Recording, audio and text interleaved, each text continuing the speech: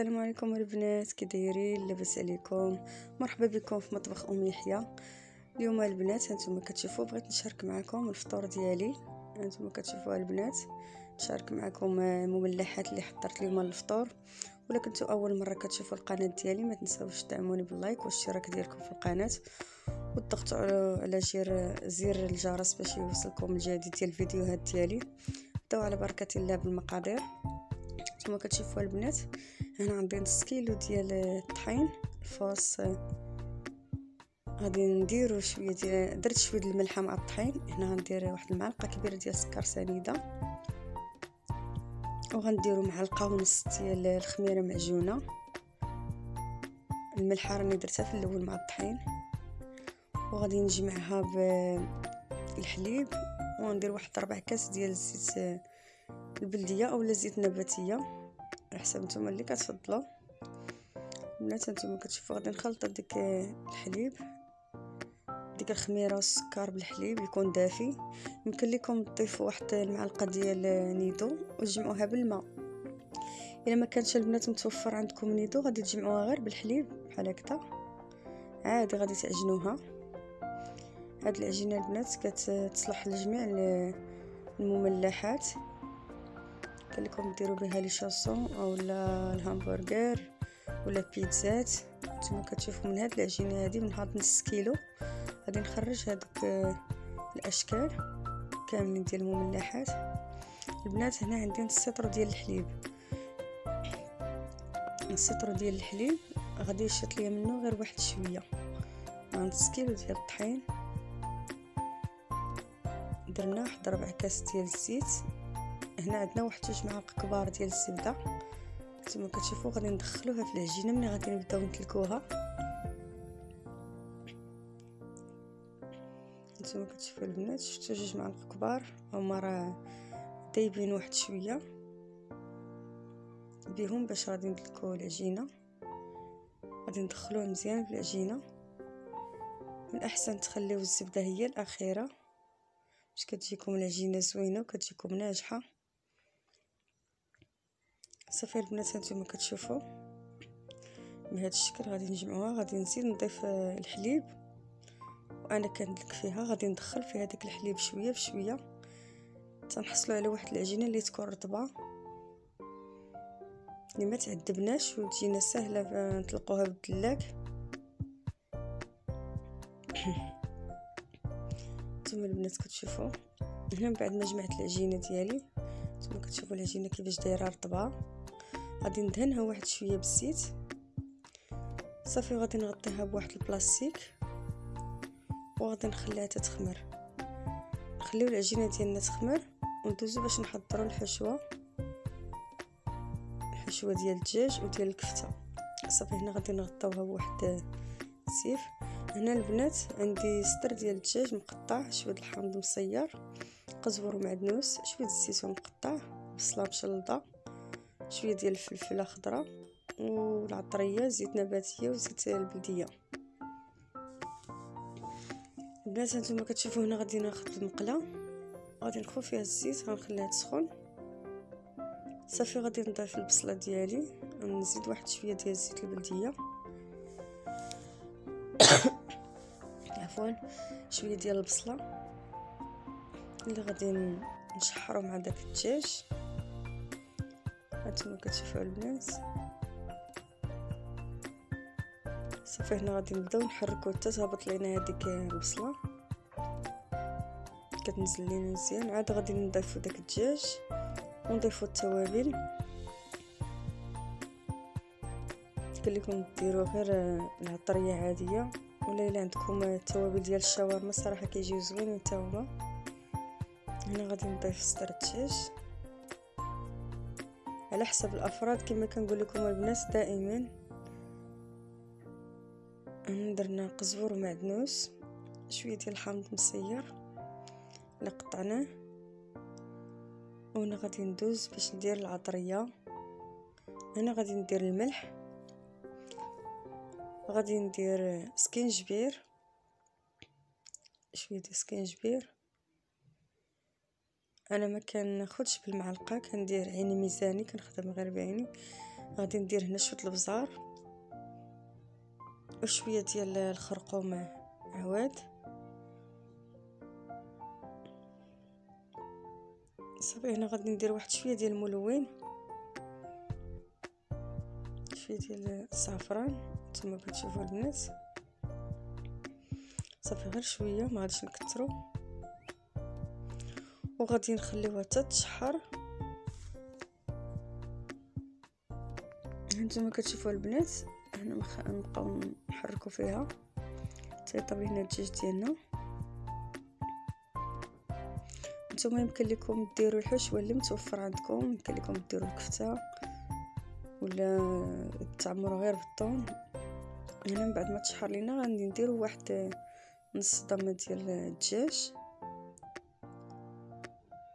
صافي غادي نخليوه يتشرب لينا ديك لاصوص مزيان حتى تنشف لينا، وغادي نطفيو عليها وندوزو باش نشوفوا العجينه ديالنا واش خمرات. هانتوما البنات كتشوفوها، ها هي طاح في الحجم ديالها وخمرات مزيان، خدات الوقت الكافي باش تخمر. ها هي غادي نحيد منها داك الهواء بهذا الشكل نتوما كتشوفوا. صافي غادي نقسمها بهذا الشكل على 3 ولا على 4. هنا البنات هانتوما كتشوفوا غادي نبداو نشكلوا دوك لي همبرغر. غادي نديروهم غير صغيورين كما قلت لكم، انا دايره بلاطو مشكل، يعني كلشي غادي نديرو صغير، البيتزا ودوك البطبوط وميني باغيت. كما كتشوفوا غادي نديرهم صغيورين وغادي نخليهم يخمروا باش يطلع في الحجم ديالهم. صافي بهذا القد البنات غادي نخليوهم، غادي نبسطوهم شويه، غادي نحطوهم على جنب ونشكلوا البيتزا حتى هي غادي نطلقوها. نتوما كتشوفوا البنات غادي نديروا تقريبا واحد 7 ولا 8. صافي نخليهم على جنب. هنا غادي ناخذوا الطاوه ديالنا غادي نستفوهم فيها، هما بسطناهم واحد شويه ومازال غادي ينتفخوا. غادي نحاولوا نبعدوهم شويه البنات باش ما يتلاصقوش، حيت مازال غادي يخمروا لينا. صافي غادي ناخذوا صفر البيض وغادي ندهنو، غنخليوهم بعدا يخمروا عاد ندهنوهم بصفر البيض. ندوزو باش نحضروا البيتزا. غادي ناخذوا واحد الكره ديال العجين غادي نطلقوها بيدينا هكذا. نتوما كتشوفوا العجينه راه مطلوقه ارتاحت لينا مزيان، وخصكم تدلكوها مزيان. لا بغيتو تجي ناشفه معاكم بقاو تدلكوها شويه بشويه، وانتم كتدخلوا فيها داك الحليب وديك الزبده باش كتجي ناشفه معاكم. صافي البنات البيتزا كتعجبني تكون رقيقه. نتوما يمكن لكم تشوفوا السمك اللي بغيتو. صافي هنا نتوما كتشوفوا رققتها. غادي ناخذ واحد القطعه تكون غير صغيره، ولا الا ما عندكمش يمكن لكم ديروا غير الغلاقه ديال شي قرعه وتقطعوا الشكل اللي بغيتو نتوما. نتوما كتشوفوا البنات انا خديت غير الغلاقه ديال القرعه ديال الشكلاط. غادي نقطع دوك البيتزات صغيورين بحال هكذا. صافي غادي نستمر، غادي نقطع العجين ديال كامل وغادي نجمع ديك العجينه اللي بقات ليا نديرها في واحد البلاستيك ونخليها ترتاح واحد شويه باش ندوز عاوتاني نطلقها. صافي غادي ندير واحد 8 ديال البيتزات اولا 9 على حساب نتوما اللي بغيتو. نتوما كتشوفوا البنات من نص كيلو تبارك الله خرج لينا واحد البلاطو اللي واحد الكميه تبارك الله لا باس بها. هانتوما كتشوفوا البنات هنا غادي نوضعوهم في الطاوه وغادي نتكوهم بالفرشاة باش ما يتنفخوش لينا. صافي هانتوما كتشوفوا البنات هنا درنا الفران ديالنا تيسخن من قبل ونقصنا عليه. الهمبرغر هما بداو كيتنفخوا، غادي نخليوهم مازال واحد شويه بلي ما صايبنا دوك لي ميني باغيت، وغادي ندخلهم حتى هما الفران باش يطيبوا. صافي غادي نخليوهم على جنب البنات، نغطيوهم واحد شويه يخمروا. هنا غادي ناخذوا واحد الكره ديال العجينه غادي نطلقها بيدي بهذا الشكل. هنا غادي نشكلو دوك البطبوط صغيور، ما غاديش يكون رقيق بزاف بحال البيتزا، غادي نخليوه واحد شويه، غادي نطلقوه غير شويه بالدلاك، ما غاديش نوركو بزاف. نتوما كتشوفوا العجينه راه مطلوقه مزيان. صافي غادي نديرها هكذا، ما غاديش نرققها. هنا يمكن لكم تاخذوا الطابع اللي عندكم، اللي متوفر عندكم. صافي هذا هو السمك اللي بغينا. انا عندي هاد الطابع ديال الحرشه، ولكن جاني شويه كبير، داكشي باش اخترت اني نخدم بنفس الغلاقه اللي خدمت بها البيتزا باش يجيو في واحد نفس التقادات تقريبا.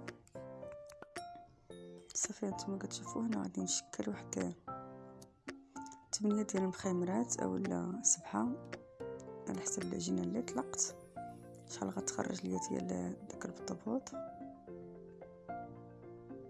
خرجت لي انا يمكن شي 8 ولا 9. صافي غادي نوضعهم حتى هما. غادي ناخذ واحد البلاطو نفرش فيه واحد السيف، وغادي نديرهم فيه ونخليهم يخمروا واحد 4 ساعات. غادي ناخذهم نستفهم هنا، غادي نغطيهم واحد شويه، عاد غادي ندوز باش نطيبهم.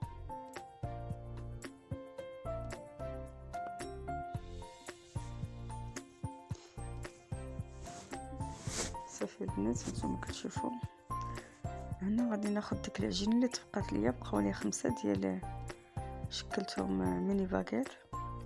صافي غادي نلفهم بهذا الشكل.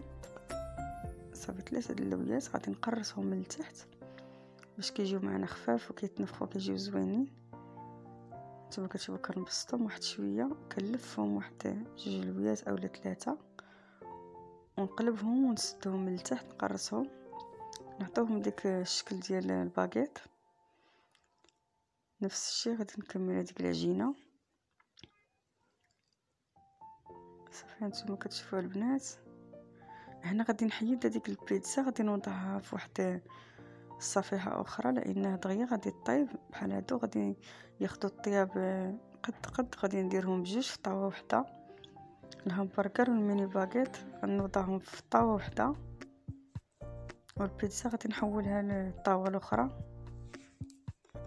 البنات نتوما كتشوفوا انا خديت واحد صفر ديال البيضه ونضعت بعض القطرات ديال الخل كما يمكن لكم ديروا الحليب.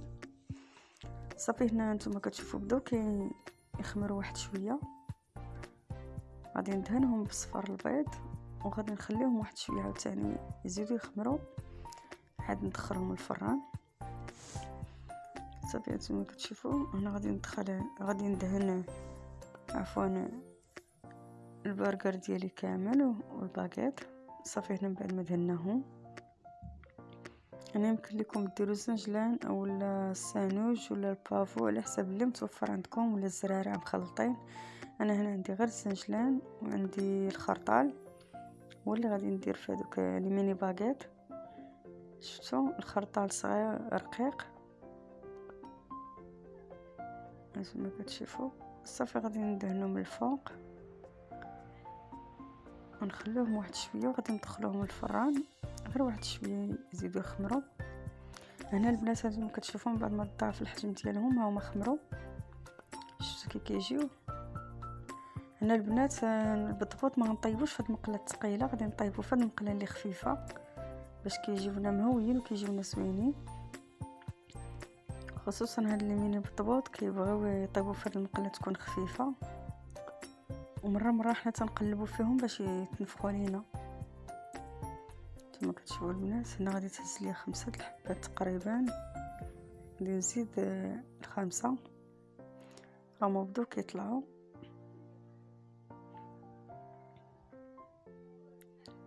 انا غادي نبدا نقلب فيهم، انا راني نقصت البوطه شويه. نتوما كتشوفوا بداو كيطلعوا، ها هي هذه حتى هي بدات كتنفخ، غادي نقلبها وما نخليهاش تنفخ، والاخرين حتى هما في البلاصه غادي نقلبهم وهما غادي يبداو يتنفخوا مره تنقلب فيهم. نتوما كتشوفوا البنات الا بغيتوهم ينجحوا معكم غادي طيبوهم في مقله خفيفه كما قلت لكم، وتبقوا مره تقلبوهم باش كيجيونا من الوسط مهويين. وما كيجيوناش متقصين. صافي البنات هنا راني ناقصه البوطه، مره تنقلب فيهم.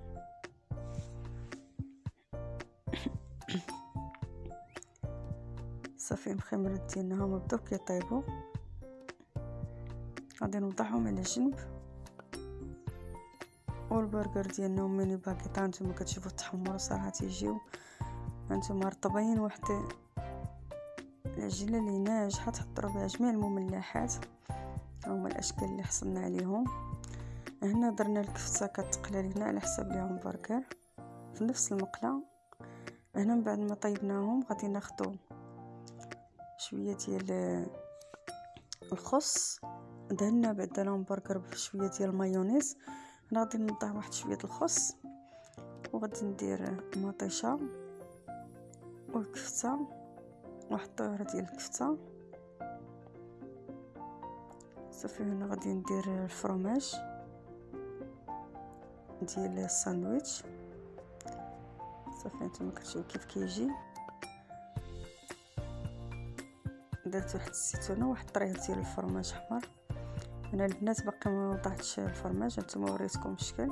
غادي نوضع دابا الفرماج. يمكن لكم ديروا الفرماج كامل بهكذا، اولا تقطعوه كما درت ليه هنا شرائح بحال هكذا طويله بهذا الشكل. صافي درت غير جوج ديال الطروفه وغادي نسد عليهم وغادي نوضعهم في البلاطو. بالنسبه لهذوك المخمرات الصغيورين انا عمرتهم بالذره وعمرتهم بالدجاج اللي شحرت معكم، وشويه ديال الخس وشويه المايونيز والزيتون الخضر. صافي هادشي اللي درت لهذوك ميني بطبوط. وهذوك لي ميني باغيت عمرتهم غادي نعمرهم بالكاشير وبالزيتون وبالفرماج وبالطون. صافي البنات نتوما كتشوفوا نوضع الفرماج، نزيد نقطع واحد الشريحه. صافي غادي نسدو بهذا الشكل، وغادي نوضع الكيردون مع الفرماج والزيتون ونزوق به من الفوق. صافي غادي نخلوهم على جنب. غادي نستمر بهذا الشكل تنكملوا كاع البرجر اللي عندنا، ونوريكم الشكل النهائي ديالهم. نتوما البنات بغيت نشارك معكم اليوم الفطور ديالي. هانتوما كتشوفوا البنات درنا مطيشه والخس والكفته كما يمكن لكم ديروهم بالدجاج، حتى كيجيو زوينين الدجاج كفته. صافي هنا درنا شويه الفرماج غادي نسد عليهم وغادي نستفهم في البلاطو. عفوا البنات. صافي غادي نحطوهم تما. غادي نستمر بهذا الشكل البنات. البلاطو ديالنا هانتوما كتشوفوا من عجينه وحده خرجنا 4 ديال الاشكال. خرجنا البيتزات وخرجنا الهمبرجر وميني باغيت بالطون والفرماج والكاشير والزيتون. نتوما كتشوفوا صراحه البلاطو كيجي رائع. رافقنا مع داك العصير ديال الخيزو والليمون وديال الفريز وديال الحامض، الفريز والبنان. وهذا هو الفطور ديالنا. نتوما كتشوفوا بغرير ديال الزرع، البطبوط، الملاوي، شلاطه، الزعلوك، الحوت مقلي، مملحات والحريره والعصير اللي هما ضروري. الا عجبكم الفيديو ديالي البنات ما تنساوش تدعموني باللايك والاشتراك ديالكم في القناه، واللي باقي ما مشتركش معايا اشترك معايا وبارطاجي مع الاهل والاصدقاء باش تعمل فائده. شكرا على المتابعه، نتلاقاو في الفيديو القادم ان شاء الله.